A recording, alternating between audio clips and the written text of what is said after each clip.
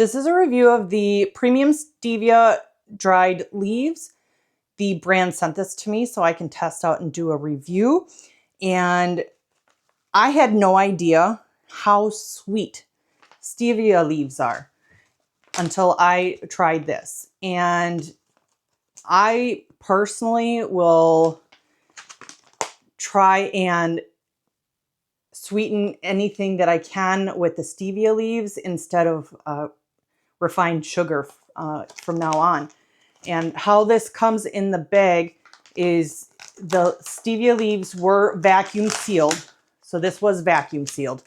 And then it's just loose leaf teas. And so it was really, really an experience when we tried this, and it just blew my mind how sweet these leaves were.